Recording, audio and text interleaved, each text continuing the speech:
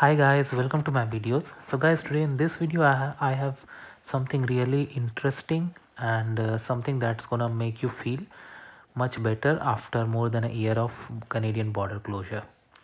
So first of all, before I proceed further, if you have not already subscribed to my channel, this is the time to go ahead and subscribe. Please subscribe to the channel and support. Okay guys, first of all, this is about Canadian borders opening for non-essential traveling. Many people want it, and it's not just for the people those who want to come in, even for economies, local business. This is very important, especially in this summer season. This is even more important. All right. So there are 2 points in it. First of all, the situation. So this is announced by our honorable Prime Minister Mr. Trudeau. I'm going to include the link in the description about his statement. You can go ahead and read it out yourself.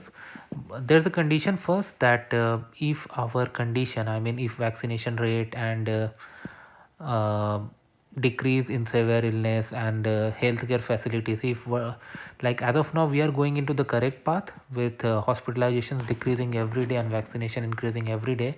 Canada is close to 80% of first dose vaccination and more than 50% second dose vaccination. So if this continues and the cases continue to decline with healthcare systems not getting squeezed, the border of Canada with US could reopen by mid of August, and then in the month of September Canada would be in a position to welcome non-essential travel from other countries in both conditions.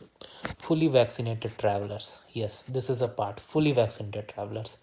So how they are going to do it, like what proof will be required, whether tests will be required or not, so that is too early to say, but there is an indication, and this is something that is really giving all of us some really good feeling. So what I anticipate at this moment, like current travel restriction with US for example is going to expire on 21st of July, pretty soon. So I think it's going to be extended for one more time, but next time before it uh, comes to the end date, we'll have an announcement of reopening if things go as it is going now.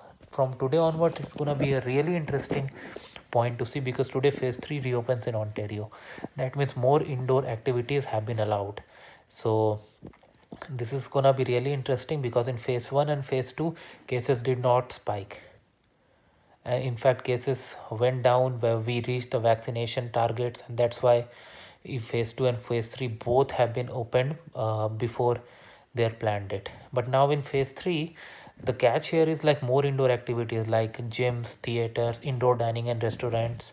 These activities are being allowed. So how it's going to impact the case number, that's gonna be really interesting. I hope and I wish it does not happen, because more than 50% of the people have already been vaccinated and 80% of the people have got at least one shot, eligible people.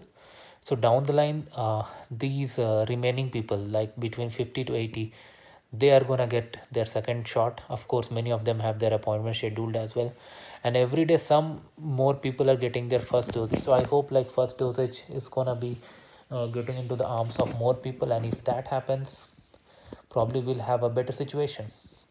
Some institutions like Seneca College and some clubs, night clubs, have already made it mandatory for people to visit their facilities only if they are fully vaccinated.